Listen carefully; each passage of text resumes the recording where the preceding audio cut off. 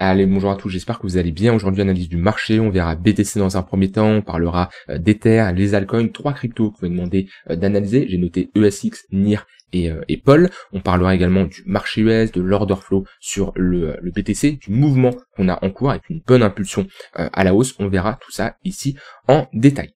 Alors, je commence par le BTC. On est ici sur une très bonne impulsion haussière. On est revenu chercher le niveau des 105 000 $, chiffre rond psychologique, et un niveau hier qu'on avait vu ensemble. Je l'avais bien précisé que ce niveau-là, il était très important. Une très bonne confluence entre le point pivot weekly et le tunnel 4 heures. Comme je dis, je vous invite à regarder ma vidéo. On a traité ce sujet-là ensemble, où je vous disais la très bonne zone de localisation pour éventuellement chercher des longs. Si on a une réaction acheteuse, allez ici, point pivot weekly, point pivot monthly, tunnel 4 heures, et on a parfaitement posé un bottom. Ici, on voit bien le tunnel court terme ici qui faisait office de résistance. Ça, ce sont des moyennes mobiles sur du 3 minutes qui me permettent de matérialiser une tendance court terme. Le 4 heures, ça me permet de matérialiser ici une tendance moyen terme. Et on voit tout simplement, on est venu poser un bottom sur point pivot monthly, point pivot weekly. Les points pivots, c'est quoi? Que ça soit du daily, weekly ou monthly, c'est des niveaux qui sont calculés en fonction des clôtures précédentes. Donc si c'est un point pivot daily, ils sont calculés en fonction de ce qu'on a fait la veille, en journalier, weekly en fonction de la semaine précédente, monthly en fonction du mois précédent. Ça nous donne des niveaux qui sont énormément surveillés par les institutions, les algos. C'est souvent un indicateur qui est très souvent utilisé, pas spécialement par les traders retail. C'est vrai que c'est beaucoup moins utilisé, on en voit moins, mais en tout cas ça nous permet d'avoir des niveaux assez importants. Vous voyez, point pivot daily qu'on pose des bottoms dessus comme ça. C'est assez flagrant. Maintenant, c'est un indicateur comme un autre, hein. C'est pas à 100% de réussite, bien entendu. Donc, on voit le bottom qu'on constitue à ce niveau-là, une réaction acheteuse, une deuxième, ici une prise de liquidité immédiatement suivie par une réaction acheteuse, break du tunnel 3 minutes, et là, on a eu une hausse assez importante dans toute la journée. Donc c'est plutôt pas mal ce que nous fait le BTC.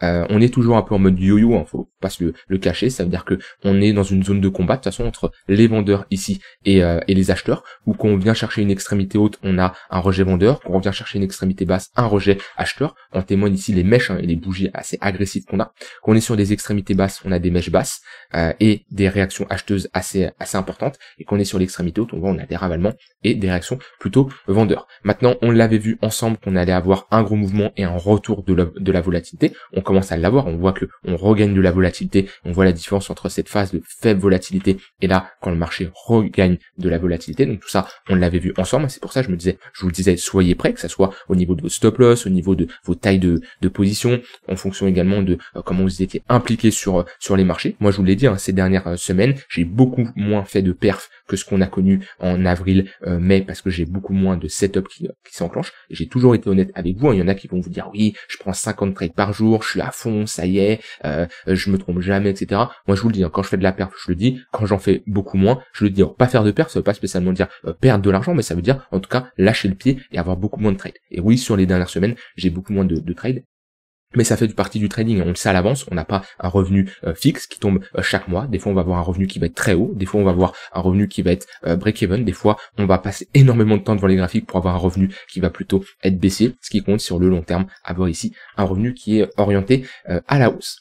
Maintenant, idéalement, on veut une clôture daily au-dessus des 108 900 $.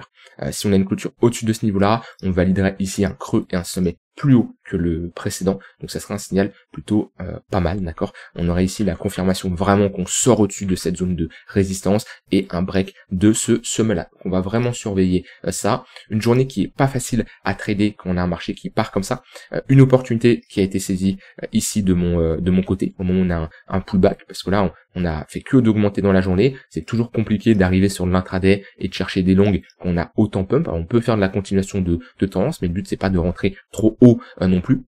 L'idéal, moi, ce que j'aime bien, c'est attendre des retracements. Donc voilà, il y a une bonne zone avec le point pivot daily légèrement en dessous. Très bonne réaction acheteuse ici avec ce ravalement aussi en 15 minutes. En 5 minutes, on voit qu'on a également une petite pattern ici avec un break par le haut au niveau de cette bougie là, et depuis on a une une très bonne réaction acheteuse. Donc ouais, un marché qui regagne de ses couleurs, mais attention, on reste prudent, c'est ce que je vous enseigne depuis un moment. On est sur un marché qui nous envoie pas encore un signal extrêmement fort de ça y est, c'est reparti to the moon, d'accord. Le signal, il pourrait être reparti, enfin il pourrait être donné si on fait un nouvel ATH ou qu'on s'installe au-dessus des 110 000 $, mais déjà commencer à break ce niveau-là, ça serait un signal plutôt puissant, mais je suis plutôt dans une phase où je vais pas trop m'exciter. De toute façon, en général, je reste assez neutre et je gère bien mon risque, mais d'autant plus comme ça qu'on est proche d'un ATH, même si pour moi, je vous le rappelle, BTC a plus de chances de faire un ATH. Pourquoi? Parce que la question à se poser, c'est est-ce que la dynamique est haussière ou est-ce que la dynamique est baissière? La dynamique est haussière. Donc, on a plus de chances d'aller faire un nouvel ATH. Maintenant, on sait pas quand. Ça se trouve, on peut très bien faire ça, on peut faire ça pour repartir plus tard. Il n'y a pas de souci.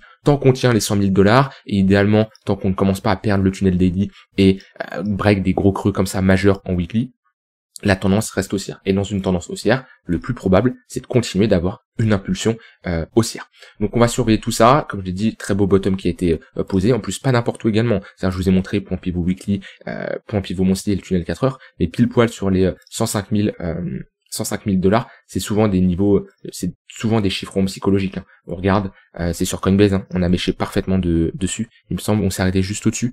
Non, on s'est arrêté légèrement au-dessus, mais on avait pas mal de demandes. Alors ça, c'est un outil qui permet de voir tout simplement la représentation directe du carnet d'ordre. Hein, ce qu'il faut, ça, c'est ce qu'on peut voir sur Binance. Hein. C'est-à-dire que là, si je vais sur Binance, hop, Binance, marché, spot. On a ici un carnet d'ordre, c'est tout simplement la représentation des ordres limites, des ordres qui sont en attente d'être exécutés, c'est des ordres passifs, hein, d'accord. Vous mettez un ordre à un prix que vous voulez, vous attendez qu'il se fasse exécuter, et tout ça, ça nous permet d'avoir ici, de manière plus visuelle, une représentation du carnet d'ordre, et de voir là où les ordres sont en attente d'être exécutés. Donc on voit que voilà, on a un beau mur au-dessus quand même entre les 109 et les 112 000 $ sur le BTC, surtout sur Binance. Là je suis sur Binance, ici je suis sur Coinbase, et ouais, en général les chiffres psychologiques c'est toujours des niveaux où il y a pas mal d'ordres en attente d'être exécutés. Donc voilà, ici un gros mur. Après on a de la demande qui s'est créée en dessous, on le voit bien pendant cette phase de hausse, hein, ce qui nous montre quand même qu'on a du soutien. Mais les chiffres psychologiques, c'est toujours des niveaux qu'il faut surveiller. Pourquoi? Parce que les gens, souvent, ont la flemme de mettre, quand ils veulent acheter 105 000 $, 300 ou quelque chose comme ça. Non, ils se cassent pas la tête. 105 000 $, ils balancent leurs ordres. C'est pour ça que, voilà, on voit bien 109, 110, 111, 112. C'est là où il y a le plus d'ordres en attente d'être exécutés. Donc ça, petit conseil pour tous ceux qui veulent prendre leur profit. Si vous avez un TP qui est proche d'un niveau, d'un chiffron psychologique, mettez-le légèrement en dessous, parce que vous prenez le risque de ne pas vous faire exécuter. Si vous avez ici un TP à 109 000 $ et qu'il y a 30 BTC en attente d'être exécuté dans le carnet d'ordre de Binance ici, admettons il y en a 30, si vous êtes le dernier à avoir mis un ordre, faut exécuter les 30 avant d'exécuter votre ordre. Et vous prenez un risque, bien entendu, donc mettez-le légèrement en dessous. Ça, c'est un petit conseil, que ce soit même pour les traders ou les investisseurs, ça peut vous éviter de ne pas vous faire exécuter certains ordres, ce qui peut être dommage. Et souvent, pareil, hyper liquide, au moment de son top là, c'est pile poil 40 $. Pile poil 40 $ sur Binance. Alors oui, après on a fait un nouveau sommet, ça peut pas l'anticiper à ce moment-là, mais vous voyez, quelqu'un qui se met à 39,8, il est exécuté. Le mec qui met à 40, tous ceux à 40 ne sont pas fait exécuter. Puis ça évite de prendre ensuite un moins 20%. Donc ça c'est un petit conseil, des fois qu'on ne pense pas, qu'on veut pas perdre du temps à mettre des chiffres comme ça, et on met un chiffre psychologique, mais non, ça peut vous permettre d'exécuter votre ordre.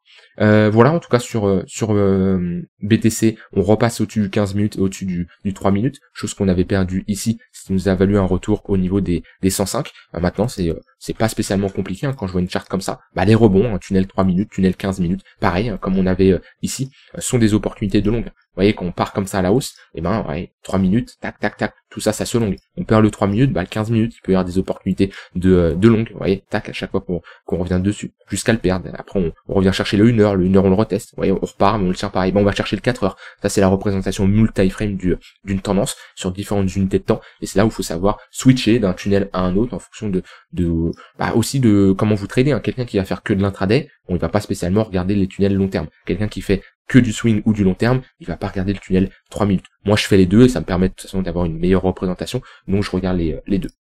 Comme dit, c'est un indicateur, vous pouvez ajouter ici multi-frame Vegas, et tout est déjà paramétré. Après, Si vous voulez changer des choses, vous pouvez, hein. Si vous voulez mettre du 3 minutes, du 1 minute, si vous faites du très court terme ou du moyen long terme, vous pouvez changer, bien entendu, hein, que ce soit les couleurs, mais par défaut, vous avez les couleurs ici que j'utilise. Indicateur qui a été codé par un membre dans le programme et également dans le Discord, que je remercie énormément. Vous êtes d'ailleurs beaucoup de développeurs et d'informaticiens qui me suivent. Enfin beaucoup, je dis pas que vous êtes 90%, mais il y a pas mal de devs de ce que j'ai pu voir. Voilà pour BTC. Au niveau d'Ether, on joue toujours avec ce niveau-là, au niveau de la value area low. Ok. Idéalement, on veut pas perdre là les 2004. Hein. Hop. Ce socle qu'on a constitué ici. Voilà, on voit que prise de liquidité, immédiatement la réaction acheteuse, hein, je vous rappelle, beaucoup ont du mal encore à comprendre ce concept, pourquoi quand j'ai des mèches basses comme ça, le marché réagit. Ça, c'est la compréhension claire d'un carnet d'ordre, compréhension du marché, hein, chose que j'enseigne ici dans mes programmes, d'accord, que je vous invite, hein, si vous ne savez pas, je vous mets le premier lien en description, j'ai 2 programmes qui vous permettent tout simplement de trader et investir comme un pro en fonction de votre profil, hein, si vous êtes plutôt axé trading ou investissement. C'est complètement différent. Dans la partie trading, on va vraiment voir comment créer une stratégie de trading, bien maîtriser l'analyse technique, élaborer un setup, et j'en passe. Hein. On est sur plus de 30 heures de vidéo, donc je vais pas rentrer dans les détails maintenant. Crypto Investor, lui, plutôt analyser une crypto de A à Z, construire un portefeuille, et j'en passe. Pareil, tout ça avec un accompagnement, c'est des années d'expérience, ça, c'est des mois et des mois de taf. C'est même des années de taf au vu du contenu. Mais pour faire simple, sans rentrer non plus dans les détails, parce que j'ai un cours d'1 heure là-dessus dans le programme, en dessous de zones comme ça, en dessous de creux importants. Donc ces mèches ici, on a souvent des longues qui vont mettre leur stop loss en dessous de ce niveau-là. Quand vous avez un stop loss sous un niveau, un SL, c'est un SL d'un acheteur, d'un long, c'est un sell market, c'est une vente. Hein. Quand vous êtes un acheteur et vous voulez clôturer votre position, eh ben vous devez vendre. Donc le fait qu'on exécute l'entièreté de ces positions, on a énormément de ventes qui s'enclenchent. Et ce qu'il faut regarder, c'est en face, est-ce qu'il y a de la contrepartie? Est-ce qu'il y a des acheteurs qui se manifestent? Parce que dites-vous, quand il y a un vendeur, automatiquement en face, il y a un acheteur. La question, c'est quand est-ce que l'acheteur va se manifester? Tant qu'il se manifeste pas, le prix baisse, le prix baisse, le prix baisse. C'est le fonctionnement d'un carnet d'ordre. Le prix baisse jusqu'à trouver en face quelqu'un qui décide d'acheter. Tant que personne n'achète, le prix continue à baisser. Et c'est là où on a la différence entre avoir une absorption ou avoir un long squeeze. Un long squeeze, c'est on squeeze les longues et on chute fortement, alors qu'une absorption, c'est en face, il y a une contrepartie. Et là, on la voit bien, la contrepartie, même sur les unités de temps inférieures, voilà. Quelqu'un qui peut me dire ah oui c'est parti trop vite, j'ai pas eu le temps, ou voilà, on le voit bien en 15 minutes on a la mèche, hein, et là le signal il peut être donné au moment de la réaction acheteuse. Bon après faut être réveillé à 3h15 du mat, ça c'est encore une autre histoire. C'est comme ça, c'est le trading, c'est 24 heures sur 24, et si vous ratez une opportunité, c'est pas grave, des opportunités il y en aura tout le temps. Maintenant sur Ether, ouais, faut qu'on tienne ce niveau-là, pour le moment c'est plutôt pas mal. Idéalement un signal pas mal, ça serait de repasser au-dessus la ligne de coup de ce niveau-là, valider ici cette pattern de retournement. Réintégration, déjà on en a fait une ici, pattern de retournement, voilà c'est direction $2800, et si les 2008 break, j'ai aucun souci pour avoir un Ether qui revient chercher les 4000. Sur Ether, un peu moins de setup aujourd'hui, un BTC qui pousse bien là, c'est pas mal. Ether, beaucoup moins de setup aujourd'hui, pourquoi? Parce que je préfère la chart du BTC avec un 15 minutes qui est au-dessus du 1 heure, enfin qui repasse au-dessus du 1 heure, à 1 heure qui était toujours au-dessus du 4 heures, que sur Ether c'est un peu plus cafouillage avec un peu moins de momentum. Alors, au niveau des altcoins, on peut regarder rapidement les altcoins qui sortent du lot. Aujourd'hui, on a Uni, ADA, NIR, on a TIA, WIF, ING. Donc voilà, ça c'est des cryptos qui surperforment le BTC, qui sont assez fortes. C'est des cryptos que vous pouvez garder de côté pour tout simplement faire de la continuation de tendance, hein, parce que voilà, on a des altcoins qui performent bien, 4, 5, 6%. Ça, c'est à vous de voir, de tout simplement surveiller les cryptos qui sortent du lot, qui ont un momentum, pour tout simplement les trader avec un flux qui est haussier. Voilà, donc ça c'est les cryptos fortes. Face au dollar, quand je regarde face au BTC, on a quelques cryptos qui se réveillent. BNB, c'est plutôt correct. On a ADA également là qui se réveille un peu. Après on a d'autres cryptos qui plongent, hein. Ouais, TRX ça plonge, Tao ça plonge. Qu'est-ce qu'on a? APT c'est pas terrible. Bon, dans tous les cas, il n'y a pas énormément de cryptos qui surperforment le BTC. Ether, on est dans une petite phase de compression ici. On le voit bien. Chart face au BTC qui ressemble quand même pas mal au dollar. Mais hop, je reviens sur ETH BTC rapidement. Moi, ce que j'aimerais, c'est ça. C'est ça, ou alors maintenant qu'on a eu cette baisse, si on fait ça quand même, on aurait la validation d'une structure en W, même si en général j'aime bien que le creux revient plus bas. Bon, si on a ça, pour moi ça me choque pas du tout, et on pourrait ici avoir un bottom qui serait posé, et dans ce cas-là, Ether serait prêt à surperformer le BTC. Au niveau des altcoins, avant marché US, très important, le marché US, comme je vous ai dit, j'ai un œil dessus, parce que on fait un nouvel ATH, donc là, on a les yeux qui sont rivés là-dessus, parce que si ça tient, si on n'a pas une réintégration, c'est les riscons qui vont bien performer, parce que tout le monde entier, les investisseurs, surveillent le SP500, le Nasdaq, c'est le marché US, c'est les leaders de la finance et de l'économie de manière générale, où leurs décisions ont beaucoup plus d'impact que quand la France prend une décision d'un point de vue économique. Quand je dis une décision, c'est la décision sur les taux d'intérêt, c'est pas la France qui prend les décisions sur les taux d'intérêt, c'est la BCE, mais ce que je veux faire comprendre, c'est des annonces économiques, je voulais plutôt dire ça, que des annonces économiques comme par exemple le pourcentage de taux de chômage en France a beaucoup moins d'impact que le taux de chômage aux États-Unis, d'accord. Ça n'impacte pas le marché, ça impacte peut-être le CAC 40, ok, ça n'impacte pas ici les cryptos comparés au SP500 et au Nasdaq, donc c'est pour ça ce que je veux faire comprendre. Je pense que vous m'avez compris, je me suis pas exprimé de la meilleure manière, mais le monde a les yeux rivés sur la finance aux États-Unis, les marchés aux États-Unis, et le fait d'avoir ici de l'acceptation, on le voit, là on n'a pas réintégré pour le moment en tout cas en daily. Donc c'est plutôt pas mal. Et tant qu'on poursuit cette dynamique qui est haussière, on a plus de chances de continuer sur les cryptos. On voit au niveau du marché US, 15 minutes au-dessus du 1 heure, à chaque fois qu'on a un pullback dans les 15 minutes, ça se longue pour faire ici de la continuation de tendance, que ça soit S&P, que ça soit Nasdaq. Alors, Nasdaq, je vais avant regarder les contrats futurs. Ici, tac, en spot, ATH, confirmation, pullback tunnel 15 minutes, ça tient. Donc ça, c'est plutôt pas mal. Ce qu'on ne veut absolument pas voir, c'est quelque chose comme ça. Si on fait ça, c'est moche. Et là, on peut retourner chercher des niveaux comme les 19 000. Donc voilà, c'est pareil, c'est bullish. On reste ici sur un marché qui est bien haussier, qu'on maintient les moyennes mobiles sur du court terme. Donc pour le moment, les cryptos peuvent performer. C'est pas pour ça faut faire n'importe quoi, c'est pas pour ça faut FOMO et rentrer n'importe comment, mais en tout cas, vaut mieux voir ça que l'inverse. Au niveau des cryptos que je vais demander d'analyser, j'ai ESX, je ne connais pas du tout. Je pense qu'on n'a pas grand chose de ce que je vois. Alors, ESX, waouh, ok. 3200 selon CoinMarketCap, très bien. Attention avec les cryptos comme ça. Là, c'est 10 millions de capitalisation.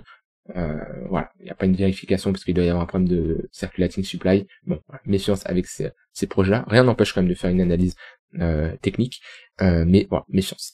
Moins 35%, très bien. Bon, on a quand même un flux qui reste haussier. Maintenant, on a une crypto qui est jeune. Donc pour l'investissement long terme, faudrait prendre en compte le fonda, faudrait prendre en compte la tokenomics et j'en passe. C'est une analyse complète, c'est pas une décision qu'on prend à la légère. Ça pareil, dans mes programmes Crypto Investor, j'ai une étude de cas complète sur comment j'analyse une crypto de A à Z. Module 6, analyse complète de crypto en direct, 5h15 la vidéo, et j'analyse 3 cryptos. Donc on voit que le nombre de cryptos par rapport au temps, on bâcle pas ça. On va vraiment dans les détails de voir est-ce qu'il y a un potentiel. Une crypto, c'est pas, je parle vraiment pour du long terme. Quand quelqu'un fait de l'intraday, on s'en moque de savoir c'est qui le fondateur, c'est qui le dev, c'est qui ça. On s'en moque. Par contre, quand on fait du long terme, ça c'est des choses qui sont importantes à prendre en compte. Maintenant là, je vais du coup juste faire une analyse technique. Bon, ça serait bien de repasser au-dessus des 0,021. Pourquoi? Parce que on avait ici un 15 minutes qui lidait bien la tendance. On a eu une accélération du prix assez forte, on le voit bien, et on a perdu ici le 15 minutes et on est dans une phase de compression entre le 15 minutes et le 1 heure. Donc pour le moment, on reste dans une tendance qui est haussière. Ce qu'il faut éviter pour inverser notre dynamique, c'est de faire ça. Ça c'est moche, ça inverse notre dynamique, ou alors de break ces creux-là. Si on commence à s'installer sous ces creux-là, c'est pas bon, et en général, il faudrait une meilleure phase de consolidation pour repartir à la hausse. Maintenant ici, petite phase de consolidation, rien de grave, tant qu'on maintient ce creux-là. Par contre, si on repart structure en W, la target, c'est d'aller faire ici un nouveau sommet. Voilà, je pense que j'avais toute la charte, je peux regarder ça sur ici, ouais, j'avais toute la charte, donc là-dessus, on est bon. On m'a demandé une analyse de NIR. Alors, NIR, bon, c'est pas la crypto la plus forte, en témoigne la chart. On est toujours sur un gros niveau de support, vu qu'on est revenu chercher ce précédent creux. On pourrait être ici sur une phase de latéralisation, où les creux sont défendus, parce que depuis qu'on a perdu ici le niveau des 3,5$, eh ben, la vérité, c'est que on a perdu un gros niveau, ok, qu'on a retesté, qu'on a break, ok, enfin qu'on n'a pas réintégré, qu'on a poursuivi notre mouvement à la baisse. On est revenu chercher le tunnel daily, il a fait office de résistance. Bon, NIR, malgré que le projet soit intéressant, la vérité, c'est que d'un point de vue technique, c'est moche. Et vous voyez, quand moi je fais de la continuation de tendance, quand je me concentre sur des altcoins ou des cryptos comme BTC, où on a un bon flux haussier, et moi je préfère ce genre de chart où on a un prix qui est au-dessus du 4 heures, qui est au-dessus du 1 heure, qui est au-dessus du 15 minutes, que ce genre de chart où là on est sous le 4 heures, où le 1 heure est plat. Ça manque de momentum. Donc pour du trading court terme, c'est pas une chart qui va m'intéresser. Je préfère travailler des altcoins qui sont fortes. Pour du long terme, on est, oui, dans une bonne zone de localisation. Maintenant, la question, c'est est-ce qu'on va se reprendre? Et là, soit vous avez de fortes convictions d'un point de vue fonda. Dans ce cas-là, la zone où on est, c'est une très bonne zone. Ou alors, vous patientez d'avoir ce type de signal. Quitte à rentrer plus haut, vous avez un signal comme quoi on a une réintégration, on a un momentum, on valide une pattern de retournement, et idéalement, on peut revenir chercher le niveau des 8,5$. Parce que se positionner là-dessus, on peut se dire, waouh, le prix est grave intéressant. Et ok, ça s'entend, quand on regarde la chart, on a juste à mettre des retracements de Fibo, etc. On est revenu chercher les 0,886. Ouais, le prix est très intéressant, ok, là-dessus, il n'y a pas de souci. Maintenant, est-ce que c'est pour ça qu'il va performer? On peut très bien faire ça. Est-ce que là, ton capital est bien immobilisé et il performe? Pas du tout. Donc voilà, ça c'est un conseil que je peux vous donner.